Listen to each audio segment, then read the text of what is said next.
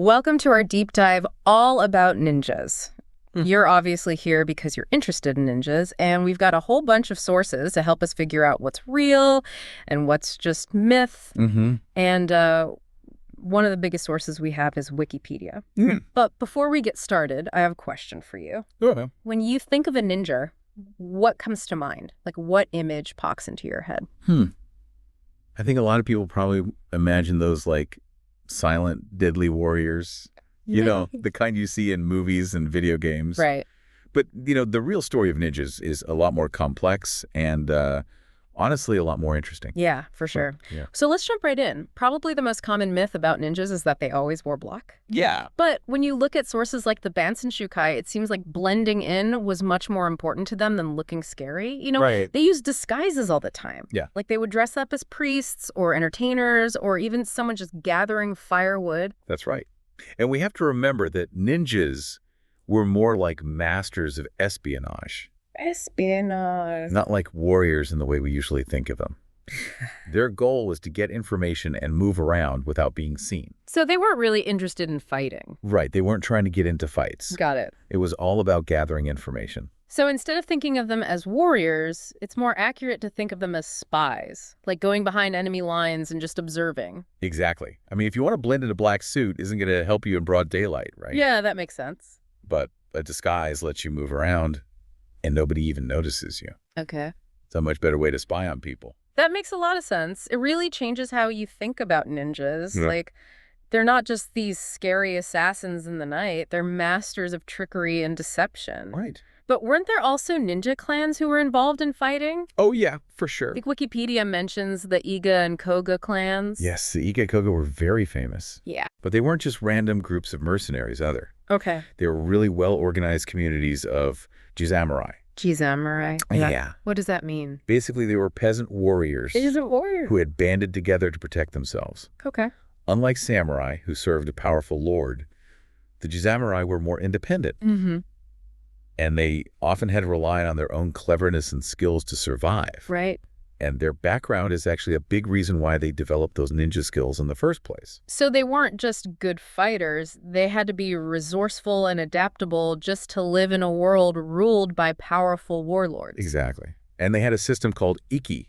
Iki. Yeah, it was this system that allowed them to act together, and it actually gave them a lot of power. Hmm. It was almost like an early form of democracy, Oh, wow. where the community could come together and make decisions and take action. So it gave them an edge over groups that were more strictly organized. Yeah, definitely. That's really fascinating. It adds another layer to their society. Mm. So these clans weren't just fighters. They were self-governing communities with a strong sense of independence, and they worked together. Yeah. But what kind of missions did they actually go on? Oh, they did all sorts of things. Okay. Wikipedia talks about how they'd burn down castles, steal banners, and even try to assassinate warlords. Wow. It's clear that they were good at both fighting and being sneaky, and lots of people wanted to hire them for their skills. It seems like they were up for anything as long as the price was right, but were they only in it for the money? Well, money was definitely part of it, Yeah. but their actions often had big political effects, too. Oh, how so? Remember, this was a time when different lords were constantly fighting for power in Japan. Right. So by choosing which lords to help or fight against the ninja clans could actually change who was in charge. So they weren't just fighting for money, they were actually shaping the political landscape of Japan. Exactly. Their skills and the fact that they were outside of the usual power structures made them really valuable. They were like kingmakers, tipping the scales in favor of one lord or another, all while staying hidden in the shadows. This is so interesting. It's amazing how much more there is to ninjas than what we usually think. Yeah. It seems like we're just starting to scratch the surface here. We've just started to peel back the layers and uncover the real story. Definitely. But I'm sure there's even more to learn. Oh yeah, there are lots more surprises in store. Okay, well, before we get ahead of ourselves, let's take a closer look at some of those famous ninja tools and techniques. Yeah, good idea. We've been talking about those ninja clans and how they fit into the whole society of feudal Japan. Right. But let's be real. Yeah. What really gets people excited about ninjas are those legendary tools and techniques. Yes, for sure. Like grappling hooks and hidden blades. Mm-hmm. Even those shoes for walking on water. Yeah, the Mizugumo. The Mizugumo. Yeah, those are pretty wild. They are cool, but were they a real thing? Or is that just a myth? But we've never actually found any of those shoes. But the idea itself is actually pretty smart. Okay. Think about it. You need to cross a river or a moat without anyone seeing you. Mm-hmm. So if you could spread your weight out over a bigger area, Yeah. it would definitely help you stay quiet. Yeah, makes sense. Even if the idea of a ninja actually walking on water is probably a bit made up. Right, probably. So what about some of those other tools mentioned in our sources? Like the Bansen Shukai talks about collapsible ladders and grappling hooks, even special tools for breaking into buildings. Yeah, and all those tools show how adaptable and resourceful ninjas had to be. Right. They never knew what situation they'd be in, so they had to be ready for anything. And a lot of times they probably had to improvise too and change their tools to fit whatever challenge they were facing. So it wasn't just about having cool gadgets. Right. You had to be able to use them creatively. Exactly. Remember, these weren't rich samurai who could just go buy the best equipment. Right. Ninjas often had to work with whatever they could get their hands on. So they were really good at modifying things and coming up with new techniques. That makes sense. And it reminds me of something we talked about earlier, Yeah. how important information was for ninjas. Didn't they also have clever ways of talking to each other and leaving secret messages? Oh, yeah, absolutely. Like their use of colored rice grains. Oh, right. I've heard of that. Most people think they just use those to mark trails, you know? Yeah, like Hansel and Gretel. But it was actually much more complicated than that. Really? So what did they use them for?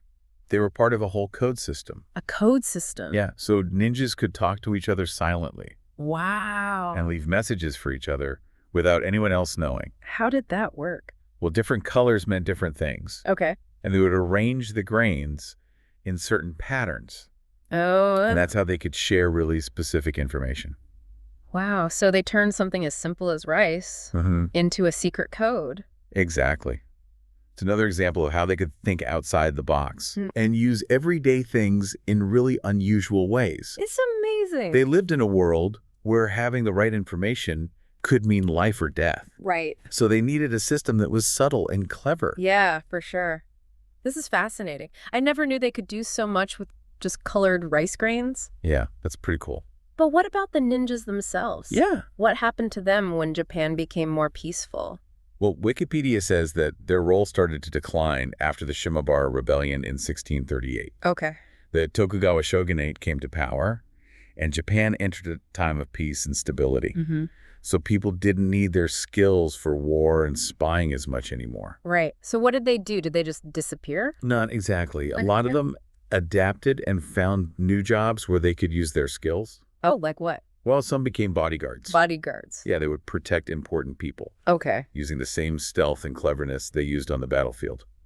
So they traded their swords for suits Yeah, kind of. and became the security detail for the rich and powerful. In a way, yeah.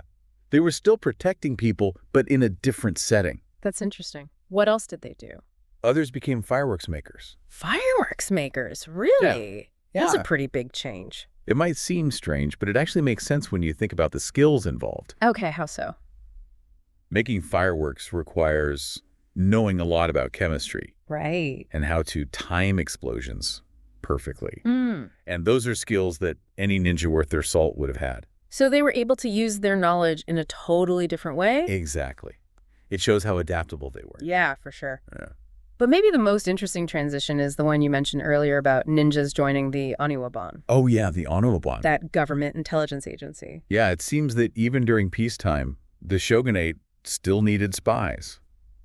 Right. They still needed to gather information. And who better to do that than people who had been doing it for centuries? Right. The ninjas were the perfect choice. Exactly. So even though the wars were over, Yeah. the need for spying never really went away. Right? And the ninjas were ready to step in. It really says a lot about how valuable their skills were Yeah. and how they could adapt to a changing world. They went from fighting on battlefields to working in the halls of power. This is all so fascinating, but let's be honest, the image of ninjas we have today is a lot more fantastic. Yeah. Like they have superhuman abilities and magical powers. Right. Did any of that stuff have any basis in reality? Well, we can't rule out some clever tricks and illusions. Okay. But those really out there abilities are probably mostly exaggeration. Exaggeration. And stories made up on purpose. Okay. Remember, ninjas were experts at deception. Right. And making themselves seem mysterious and powerful was a big advantage for them. So they were basically controlling their own PR. Yeah. You could say that. They were creating their own image to make people afraid of them. Exactly. In a world where information and perception were just as important as weapons, making yourself seem unbeatable was a really smart move. It makes you wonder how much of what we think we know about ninjas is actually true. Right. And how much is just made up to tell a better story. That's the tough part. Separating fact from fiction. Yeah. But that's also what makes studying ninjas so interesting. It definitely makes you appreciate the people who are trying to uncover the real history of ninjas. Yeah. Like those researchers at Me University and the Ninja Symposium. Yeah, they're doing amazing work. It's like a historical puzzle. Yeah. And every new discovery gives us a little more insight into their world. Exactly. But with all the myths and legends out there, is it even possible to really know what's true? That's the big question. But I think it's important to be a little skeptical. Okay. And to look beyond the stereotypes. So the next time we see a ninja in a movie or a video game, we should remember that there's probably a lot more to the story than we're seeing. Exactly. Ninjas were real people. Right. With real skills and an amazing history. But they were also shaped by the world they lived in, by the politics and society of feudal Japan. Right. So to really understand them, we need to dig deeper. Yeah. And challenge the things we think we know. This deep dive has been awesome. Yeah, it has. We've busted some myths, learned about their history, and even thought about whether their skills are relevant today. But before we finish up, there's one more thing we need to talk about. Okay. The legacy of the ninja. So we've really gone deep on ninjas, haven't we? We have. From their beginnings as peasant warriors to their role in the politics of feudal Japan, I think it's safe to say there's way more to them than meets the eye. Definitely. But as we wrap things up, Yeah. I think we should talk about the legacy of the ninja. Okay. Like, how has their image changed over time? Right. And do they still have any impact on us in the modern world? That's a great question. Yeah. And it's something that historians are still debating today. On the one hand, ninjas have become like a global icon, you know? Yeah, I see what you mean. A symbol of stealth skill mystery. You see them everywhere. Yeah. Movies, video games, comic books, even ads. It's true. They're everywhere. But as we've been talking about, that image is often pretty different from the real ninjas. Right. We've talked about how the way we see ninjas today is really influenced by those stories from the Edo period. Right. With all the superhuman abilities and magic powers. Yeah, it's those fantastical elements that really capture people's imaginations. Exactly. And it's interesting to think about why those myths and legends have stuck around for so long. Yeah, why do you think that is? Well, maybe it's because they tap into something we all find fascinating. Like what? The hidden, the unknown. Yeah. The idea that maybe extraordinary abilities do exist. I think that makes sense. There's definitely something romantic about the idea of a ninja. Being able to move without being seen outsmarting your enemies, operating outside the rules. Yeah, it's a cool image, even if it's not realistic. Right. It's definitely appealing. But do you think it's just romanticism? Or is there something more to it? I think there's more to it than that. I think even the mythical version of the ninja represents certain values and skills that we still admire today. Like what? Adaptability, resourcefulness, resilience, strategic thinking, acting decisively. Yeah. Those are qualities that are valuable no matter what time period you're in. So even though the romanticized ninja might not be totally real, we can still learn from their story. Like there are lessons that are relevant to us even now. Absolutely. Think about the world we live in today. Okay. Technology's changing so fast. We have all these complex global issues. Right. And there's just so much information to deal with. It's overwhelming. It is. We're all having to adapt and change faster than ever before. Yeah, that's true. And in that way, ninjas are kind of a model for us. Right. With their focus on being adaptable, thinking strategically, and gathering information. Exactly. So we shouldn't just see ninjas as figures from the past, but as a source of inspiration. Yeah. They remind us that even when things are tough, we can adapt, innovate, and find ways to succeed. Exactly. The ninja legacy is more than just cool weapons and fighting skills. Right. It's a whole way of thinking, a way of approaching problems and finding creative solutions. Yeah, I like that. And that's something worth remembering. Definitely. Well, this has been an eye-opening journey, hasn't it? It has. Ninjas were so much more than just shadows and smoke bombs. For sure. There were complex people living in a complex world, and their story still fascinates us centuries later. It's a fascinating story, isn't it? Yeah, and it reminds us that history is full of surprises. Yeah. Sometimes the figures we think we know the best can turn out to be much more complicated and interesting when we really take a closer look. That's so true. So to all our listeners out there, Yeah. keep exploring the world of ninjas. Yes. Don't just accept the stereotypes, look deeper into their history and culture. You never know what you might discover. And remember, the ninja spirit is more than just a legend. It's a reminder that with ingenuity, adaptability, and a willingness to challenge the norm, we can all achieve amazing things. Well said. Thanks for joining us on this deep dive into the world of ninjas. It was my pleasure. Until next time, stay curious and keep exploring.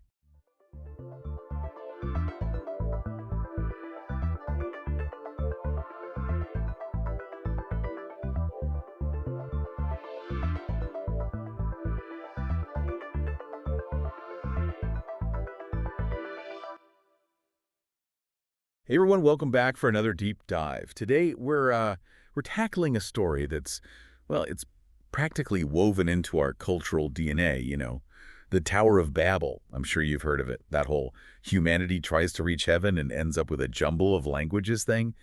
We're going deep though with this one. We're using excerpts from the Wikipedia article on the Tower of Babel as our guide.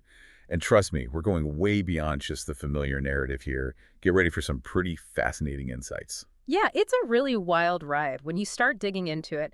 So to kick things off, we'll be exploring potential real-world inspirations for the tale, diving into interpretations across various cultures and eras, and even, believe it or not, looking at how this ancient story has influenced our understanding of languages even today. So, for those who might need a little refresher, the story, as it's laid out in Genesis 11.1 and 9, it begins with everyone on Earth speaking a single unified language, right? They journey eastward to a plain in Shinar, in the region we now know as Iraq. And they decide, pretty audacious, to undertake this monumental project. A city with a tower that reaches all the way to the heavens. Talk about ambitious goals, right? Now, what I find interesting here is that God's response to this tower, it isn't solely rooted in anger, like you might expect. The text also kind of suggests a concern that humanity might become, well, too powerful, you know what I mean? That nothing would be impossible for them. Almost like a, whoa there, slow down a minute kind of thing. Exactly. It's almost like watching, I don't know, a child getting a bit too good at climbing furniture. There's a mix of apprehension there, definitely. Maybe even a touch of awe at their growing capabilities. Yeah, I could see that. So to curb this, let's call it overachieving, God disrupts their shared language. And, well, you know the rest.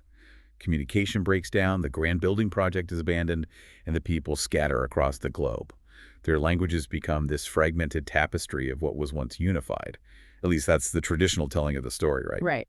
But I'm really curious about the background here. What are the historical and cultural roots of this story? And how has it been interpreted over time? Because there are a lot of different takes on this one. You are not wrong about that. Well, one of the most striking things about the Tower of Babel story is that it might actually have been inspired by a real-world structure. Really? Yeah, it's called Etemenenki. Etemenenki. And it was an immense ziggurat. Basically, think of a massive stepped pyramid dedicated to the god Marduk. And it was located in the ancient city of Babylon. Okay, so we're talking about serious ancient history here. Oh, absolutely. And, the name Babylon itself, it actually comes from the Hebrew word Babel. Huh. I never made that connection before. Now, imagine the impact of seeing Etemenenki, this awe-inspiring monument to, well, ambition, really slowly crumbling away over time. For the ancient people who witnessed its decay, it probably would become a pretty potent symbol of overreaching, and of facing those unforeseen consequences. A structure that massive, it must have been an incredible feat of engineering for its time to see it fall into ruin. Yeah. Yeah, I can see how that would make a lasting impression. Absolutely. And it wasn't just Etemenenki either. Ancient Mesopotamia seems to have been a breeding ground for narratives about these grand architectural projects and divine intervention. Like more than just the Tower of Babel. Yeah. Consider, for instance, the Sumerian myth of Enmerkar and the Lord of Arada. Enmerkar and the Lord of Arada. Okay, what's the story there? So, in this story, we have a king who sets out to build a magnificent ziggurat. But to complete his vision, he demands tribute from all these rival cities. And here's where it gets really interesting. He actually petitions a god to disrupt everyone's speech. Wait, what? Yeah, he's hoping to sabotage the project's completion and, of course, weaken his enemies in the process. So they were so suspicious of their enemies, they would actually go so far as to ask for, like, divine intervention in messing up their ability to communicate. Wow. Right. And it really highlights the point that this whole Tower of Babel story wasn't some isolated narrative, you know? It tapped into these universal anxieties about power, ambition, and, let's face it, the potential pitfalls of unchecked aspirations.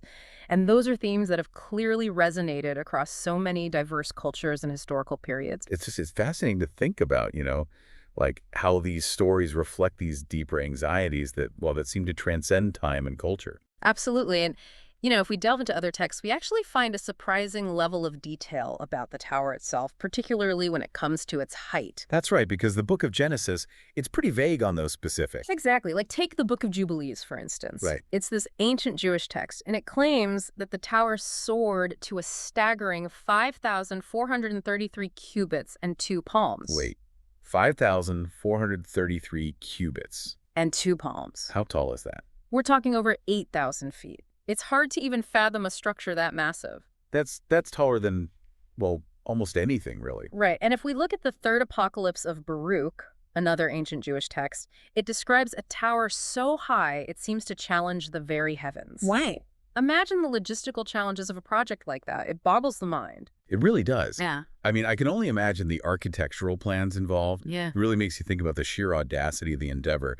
But beyond the physical structure itself, who was actually considered responsible for the tower's downfall? Because Genesis touches on God's role, but other interpretations offer different perspectives, don't they? Oh, absolutely. Josephus, a Jewish historian writing in the 1st century, he places the blame squarely on the shoulders of Nimrod. Nimrod. Yeah, he's a figure often associated with tyranny and ambition in biblical interpretations. Right, I've heard that name before. Josephus portrays Nimrod as this, power-hungry leader who's intent on rebelling against divine authority. The tower, in Josephus's view, it becomes the symbol of human arrogance and defiance. Okay, I'm starting to see where this is going. So God's decision to confuse their languages, then, it becomes less about punishment and more about, well, redirecting humanity's path in a way, like a kind of cosmic course correction, you could say. Interesting. It's almost as if after the whole devastating flood, a more subtle approach was needed. I don't know, I just find it fascinating how these interpretations offer these deeper layers to the story. Oh, absolutely. And the interpretations get even more intriguing when we turn to the Midrash. The Midrash. Now remind me, what's the Midrash again? So the Midrash, these are these rich collections of rabbinic commentaries and interpretations of the Hebrew Bible. Right. And it's all about exploring different layers of meaning, unpacking the text from various angles. Okay. Yeah, it's coming back to me now. And when it comes to the Tower of Babel, well, the Midrash definitely doesn't disappoint. Some rabbis, for example, they propose that the people, still traumatized by the memory of the Great Flood, they built the tower as a way to prop up the sky, like a kind of safeguard against another catastrophic deluge. Wow. Imagine the sheer terror that must have lingered after an event like that. Right. But then other rabbinic scholars offer a completely different interpretation. They suggest that the builders' intentions were far more audacious. More audacious? How so? They posit that the people actually intended to wage war against heaven itself. Wage war against heaven. Yeah, some even say they went so far as to shoot arrows into the sky. Shooting arrows at heaven. That's certainly one way to go about it. So it seems like interpretations of the tower's purpose run the gamut from like these desperate attempts at self-preservation to outright rebellion against divine forces. Exactly. The story becomes a reflection of humanity's complex relationship with the divine, wouldn't you say? Yeah, I think so. Our fears, our aspirations, maybe even our more rebellious impulses. And it's a good reminder that these ancient narratives, they often serve as mirrors. They reflect not just the events themselves, but the hopes, anxieties, and values of the people who told and retold them. But this whole idea of a tower reaching for the heavens, it's not unique to the Middle East, is it? I seem to recall similar motifs in other cultures. You're absolutely right. We see echoes of this narrative across the globe, from ancient Greece to the Americas. Each culture, of course, kind of imbues the story with its own cultural nuances. Like what? Give me an example. Well, take, for instance, the Greek myth of the Gigantomachy. The what? The Gigantomachy. Okay, haven't heard of that one. So in this myth, giants attempt to storm Mount Olympus, the dwelling place of the gods. Oh, right. It's a classic story of ambition, transgression, and that inevitable clash between morals and the divine. So even in cultures separated by, vast distances, we see this shared human fascination with the idea of, well, overreaching, of striving for something beyond our grasp. Precisely. And what's fascinating is that we even see variations on this theme in pre-Columbian America. Really? Yeah, the Aztecs, for example, they had this legend about the Great Pyramid of Cholula. Okay, I've heard of that pyramid, but I don't know the legend. According to their myth, this pyramid, by the way, it's one of the largest ancient structures in the world.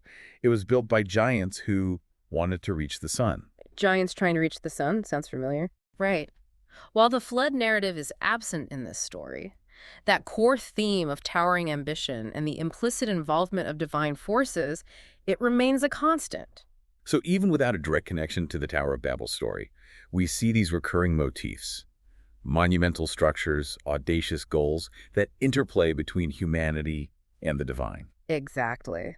These narratives, regardless of their geographic or cultural origins, they seem to tap into some fundamental aspect of the human experience. I'm with you on that one. But speaking of cultural variations, I'm curious about those American interpretations. You mentioned the Aztecs, but what about other indigenous cultures? Did they have their own tower stories, so to speak? They did indeed. The Toltecs, for instance, another prominent Mesoamerican civilization, they had this myth about a tower that was explicitly built to escape a second great flood. Okay, so the flood narrative is back in this one. It is. And what's particularly intriguing is that their story also includes the element of language confusion, much like the Babel narrative. So even in the Americas, we encounter this idea of linguistic fragmentation as a consequence of, well, human actions or ambitions. It speaks to, the universality of certain anxieties. And it shows how these stories, these myths, they travel and transform across time and cultures. It's a fascinating process, isn't it? It really is. And, it doesn't stop there. The Book of Mormon, though its chronology for this event differs significantly, features a group called the Jaredites who petition God to preserve their language so they can build a tower and journey to, you guessed it, the Americas. No way. So even the Book of Mormon has a tower story. It does. It seems like this single narrative thread, this image of a tower stretching towards the heavens, is woven its way through so many different cultural tapestries, each culture kind of adding its own unique patterns and interpretations. It's almost as if the Tower of Babel serves as a kind of Rorschach test, inviting each culture to project its own hopes, fears, and anxieties onto this blank canvas of a story. It's amazing, though, how a story as ancient as the Tower of Babel can still resonate so strongly today. Yeah, for sure. But I'm kind of particularly interested in how this whole tale might have influenced our understanding of language itself. Because it's not just a story about a tower, right? It's a story about the origins of linguistic diversity, too. Precisely. And, the Tower of Babel, it essentially ignited this, centuries-long quest to uncover what they called the Adamic language. The Adamic language. Yeah, the primordial tongue spoken by humanity before the events at Babel. Oh, right. Like a linguistic Eden, kind of? Exactly. And scholars, philosophers, even theologians, they were all captivated by this idea. Trying to, rewind language, essentially. Right. They would meticulously analyze all these different world languages, searching for patterns, connections, anything that might point them back to that original linguistic root. I can only imagine the debates that must have sparked. Each scholar probably convinced that their own language held the key to unlocking the mysteries of this whole linguistic Eden. Oh, absolutely. You had everything from Hebrew to Gaelic to Swedish. Each language had its proponents, each claiming to have, the purest lineage, the most direct link back to that ancient tongue. That's so fascinating. It really speaks to how deeply ingrained this story became in, our collective consciousness, This whole desire to find order amidst all the seeming chaos of linguistic diversity. To discover a common thread connecting us all back to a shared origin. It's a powerful idea. And this fascination with the Adamic language, it persisted for centuries, largely because it predated our modern understanding of, how languages evolve over time, how they branch out and diverge, forming families and subfamilies. Right, because the very concept of language families, with their shared roots and gradual divergence, that would have been revolutionary back then. But speaking of language families, I've always been curious about this specific number associated with the languages scattered at Babel 72. Where did that number come from? And why has it held such sway over our understanding of linguistic diversity for so long? It's a good question, and a lot of people get that one wrong. Oh, yeah. It's not actually directly from the Babel story itself. Really? No, it actually comes from Genesis 10. Genesis 10. Yeah, which lists the descendants of Noah. Okay. And when you total them up, 72 sons and grandsons. So not a direct link to language at all then? Not explicitly, no. Oh. But somehow, this number, it got associated with the languages scattered at Babel. And, well, it solidified into this seemingly definitive figure that people took for granted for over a millennium. That is pretty wild. But it makes you wonder, even back then, were people aware of how many languages there actually were? We know today there are thousands of languages spoken worldwide. You're right, and some people definitely noticed that discrepancy. Jose de Costa, for example, he was a Jesuit missionary who traveled to the Americas in the 16th century. Okay, and what did he have to say about it? Well, he found the whole notion of 72 languages rather amusing, to be honest. Really? He did.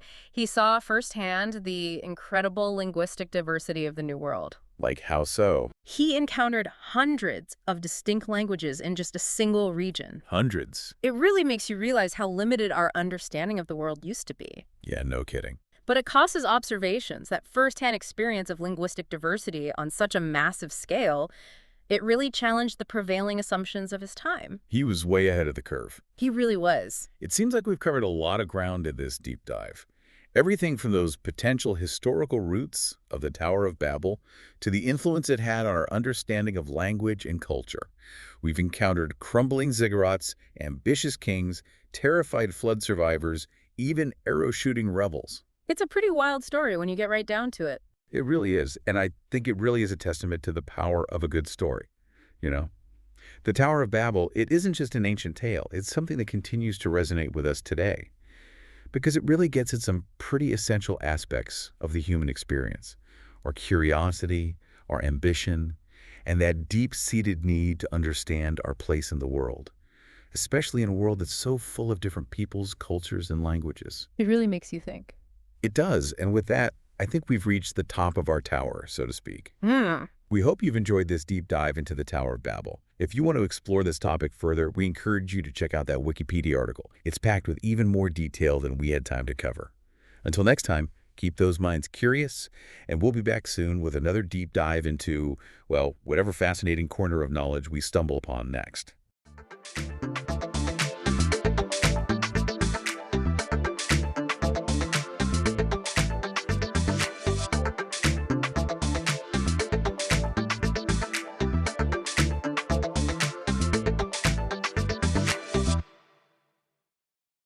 All right, so get ready to bundle up, because today we are diving into a time when Earth was anything but UT, a cozy blue marble. We're talking about Snowball Earth. Yeah. A period so frigid it would make the Ice Age look like a warm spring day. And you know what's even more incredible? This isn't just some science fiction plot. Right. It's a legitimate scientific hypothesis backed by, decades of research and some seriously intriguing geological clues. Okay, I'm intrigued. Lay it on me. Picture this.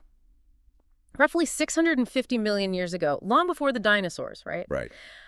Our planet was locked in a deep freeze. And I'm not talking about just a little frosting at the poles. I'm talking ice engulfing the entire globe, even reaching those sunny tropical beaches we dream about today. Wow, that's just mind-blowing. So how did scientists even begin to piece together this whole Snowball Earth idea? What tipped them off that something so extreme might have happened? It all started with what you might call a geological head-scratcher.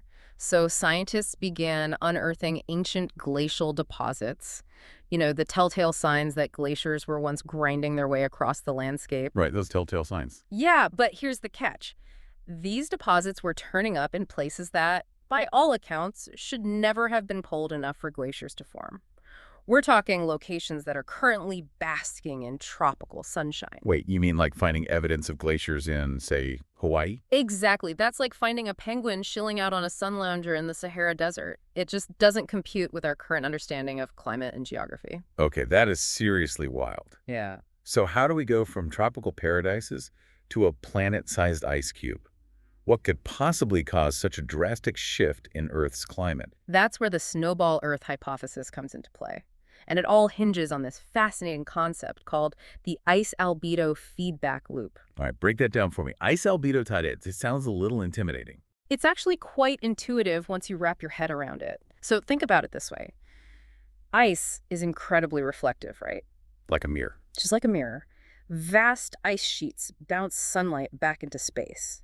This means less energy is absorbed by the Earth, leading to, you guessed it, colder temperatures. Okay, so more ice equals more reflection, which equals colder temperatures. So far, so good. But wouldn't that typically be a localized effect, mainly impacting the polar regions? Here's where things get really interesting and where the position of the continents becomes absolutely crucial. All right, let's talk continents. How do they factor into this global deep freeze? To trigger a snowball Earth event, you'd need most of the Earth's land masses clustered near the tropics. Hold on, near the tropics? Yeah. That seems counterintuitive. Don't we usually associate the tropics with, like, the warmest parts of the planet? You'd think so, right. But think about it this way. Land at the equator receives the most direct sunlight. Right, the most direct sunlight. Now, imagine those sun-drenched continents covered in reflective ice. Instead of absorbing the sun's energy, they'd be sending it straight back into space, amplifying the cooling effect, acting like giant planetary mirrors. Okay, that's kind of blown my mind right now. So it's not just about ice forming, it's about where that ice forms. And you mentioned something earlier about rocks getting in on the action? Absolutely. Now we're diving into the world of geochemistry. Remember weathering. Vaguely. Rocks breaking down. That's the gist. Specifically, when certain rocks like silicates interact with water and carbon dioxide from the atmosphere, they undergo this process called chemical weathering. And this weathering, it impacts the whole snowball Earth scenario. Big time. Here's the thing. This weathering process actually pulls carbon dioxide out of the atmosphere. And carbon dioxide, as we know, is a major player in the greenhouse effect. Right, the greenhouse effect. It's like a cozy blanket for our planet. Well, most of the time. But in this case, not so cozy. Exactly. When you have a lot of weathering happening, it's like pulling thread after thread from that warming blanket. Less carbon dioxide in the atmosphere means a weaker greenhouse effect, which translates into a chillier planet overall. So we've got continents huddled near the equator, a runaway ice albedo feedback loop kicking in, and to top it off, chemical weathering dialing down Earth's thermostat. It's like the perfect storm for a snowball Earth event. But this idea of continents hanging out near the tropics, that's not just a guess, right? There's actual evidence to back that up. You bet. And this is where the real detective work comes in. Scientists rely on a technique called paleomagnetism to piece together the ancient positions of continents. Imagine it like this. Certain minerals and rocks act like tiny compasses, locking in the direction of Earth's magnetic field at the time they form. Like a hidden message from the past. So by deciphering these magnetic signatures, scientists can kind of get a read on where those rocks were located millions of years ago. That's incredible. It is pretty remarkable. And when researchers analyzed rocks from the Cryogenian period, guess what they found? Evidence pointing towards continents chilling out near the equator, just as the snowball Earth theory predicted. Okay, now that is some seriously cool scientific detective work. So we've got our potential culprits. Continental drift, a runaway ice effect, and even rocks messing with the planet's thermostat. But what really sealed the deal for scientists? What's the hard evidence that convinced them to take the snowball Earth idea seriously? Think of it like a geological case file. We've got fingerprints, eyewitness accounts, and maybe even a smoking gun or two. All right, let's dust for those geological fingerprints. What kind of evidence are we talking about? Well, remember those glacial deposits we talked about earlier, the ones found in those unexpected tropical locations? Right. Those are our first clue. But it's not just their location that's important. It's the types of deposits and the stories they tell. So it's not just about finding evidence of ice. It's about finding the right kind of ice evidence. Evidence that screams, snowball Earth. Exactly. Take dropstones, for example. Imagine a massive ice sheet laden with rocks and debris it's scraped up over time, slowly flowing towards the ocean. I'm picturing a giant ice dozer just bulldozing its way across the landscape. Perfect analogy. Now picture chunks of this ice sheet breaking off, becoming icebergs and drifting out to sea. As these icebergs melt, the rocks trapped within them, sometimes quite large boulders, plummet to the ocean floor. Like a surprise package delivered straight to the ocean floor. Precisely. These packages, those out-of-place rocks embedded in the otherwise fine-grained sediment, are our dropstones, and they paint a very clear picture of glaciers at work, even in areas that should have been way too warm for them. It's like finding a coconut frozen in a glacier. A clear sign that something strange is going on. But those dropstones are just one piece of the puzzle, right? What other clues are hidden within these ancient rocks? Our next piece of evidence takes us to ancient glacial lakes, where we find these fascinating layers called varves. Varves. Yeah. Sound almost musical. In a way, they are a rhythmic record of Earth's ancient climate. Imagine these thin, alternating layers of sediment accumulating at the bottom of a glacial lake. Each light dark couplet represents a year, a cycle of warmer months when meltwater would carry in finer sediment, followed by winter when freezing would trap coarser materials. So like tree rings, but for frozen lakes. And by analyzing these varves, scientists can get a glimpse into the climate patterns of the past. You've got it. And the varves from the Cryogenian period. They whisper tales of long, harsh winters, supporting the idea of a world locked in a deep freeze. We're building a compelling case here, but we're talking about a completely frozen planet, right? If the oceans were solid ice, wouldn't that have been a death sentence for most life? How could anything survive in such an extreme environment? And what kind of evidence could even survive such a long time? That's the million-dollar question, or given the timescale we're dealing with, maybe the billion-dollar question. And it leads us to perhaps the most compelling evidence of all, the presence of something called banded iron formations, or BIFs, in the rock record. BIFs. Okay, those don't sound familiar. You might not have realized it, but you've probably seen pictures of them. BIFs are these beautiful sedimentary rocks with these distinctive layers. Think stripes of red and gray made up of iron oxides, essentially rust and chert. Okay, now I'm picturing those layered rock formations you see in places like the Grand Canyon. Exactly. But here's where it gets really interesting. BIFs only form under very specific conditions, namely in water that's incredibly low in oxygen. So picture an oxygen-deprived swimming pool, but on a planetary scale. Exactly. Now think about what a snowball Earth would do to the oceans. Cut off from the atmosphere by a thick layer of ice, oxygen levels would have plummeted, creating the perfect conditions for those BIFs to form. So finding those BIFs in the geological record, especially alongside those glacial deposits from the Cryogenian period, is like finding a polar bear's footprints next to palm trees. It just screams, something's not adding up here. Something extraordinary happened. You're catching on. And there's one final tantalizing clue in this geological mystery that really seals the deal, the existence of what are called cap carbonates. Cap carbonates. Those sound a little tastier than BIFs. Maybe not as a snack, but they're a geologist's dream. Picture this. Directly on top of those glacial deposits, almost like a geological layer cake, we find these chemically distinct layers of carbonate rock, often limestone or dolomite. So first you have evidence of intense glaciation and then, bam, cap carbonates. That's quite an abrupt shift. What's the connection? That's the million-dollar question, or given we're talking about geological timescales, maybe the billion-dollar question. The leading theory is that these cap carbonates are like a chemical signature, a giant exclamation point marking the end of the Snowball Earth event. They're telling us that things warmed up and fast. Okay, I'm hooked. Walk me through this epic thaw. How did Earth go from a deep freeze back to, well, not a giant snowball? Remember those volcanoes we talked about earlier? They play a crucial role in this story. Throughout the Snowball Earth event, they would have continued to erupt, spewing out carbon dioxide, remember, that greenhouse gas into the atmosphere. Earth's very own internal heating system slowly cranking up the thermostat. Exactly. Now imagine this. Over millions of years, carbon dioxide levels build and build, eventually overwhelming the planet's ability to reflect sunlight. It's like throwing a thick blanket over a cold engine eventually. It's got to warm up. And then cue the epic meltdown. I imagine it wasn't exactly a slow and gradual process, right? You're right. We're talking about a relatively rapid thawing on a planetary scale. Wow, that must have been some sight. But wouldn't all that melting ice cause some serious chaos? Absolutely. This sudden influx of meltwater, loaded with nutrients and minerals, would have surged into the oceans, creating a dramatically different chemical environment. So, Snowball Earth wasn't just an icy wasteland. It was a time of incredible upheaval and transformation, potentially setting the stage for life as we know it.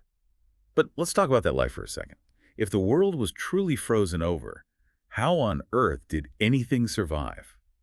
Don't tell me there were woolly mammoths chilling with penguins.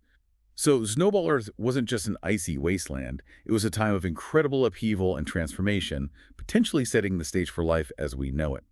But let's talk about that life for a second. If the world was truly frozen over, how on earth did anything survive?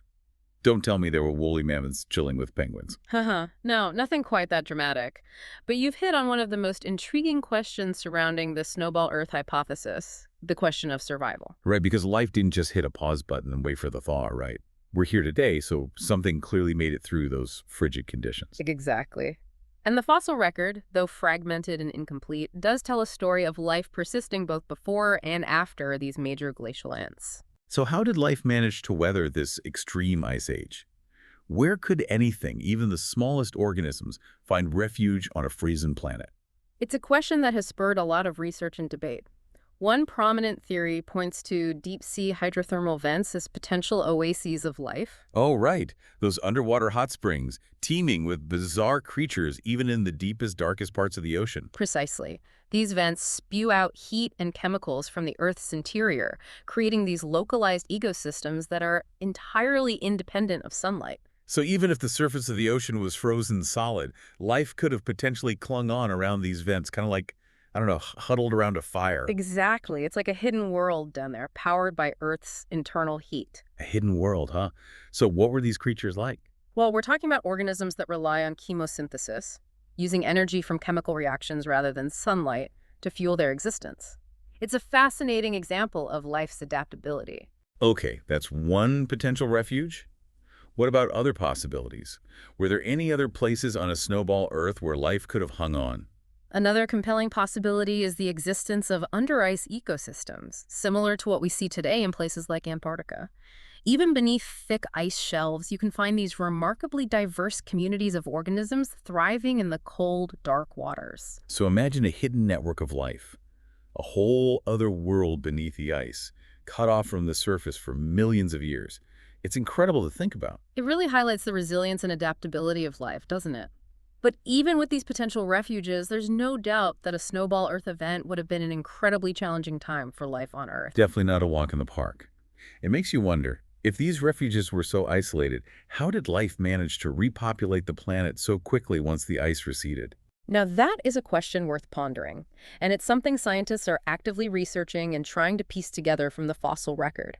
It speaks to the remarkable interconnectedness of Earth's systems, how a change in climate, even an extreme one, can have these ripple effects on the evolution and distribution of life. It's a reminder that our planet has a wild and dramatic past, full of twists and turns we're only just beginning to uncover. And hey, maybe a few more snowball Earths along the way. You never know what you'll find when you start digging into Earth's history. Well said. No. A big thanks to you for joining us on this journey back to a time when Earth was a giant snowball. And to our listeners, keep those imaginations firing and stay curious about our planet's incredible history. We'll catch you on our next deep dive into the wonders of science and history.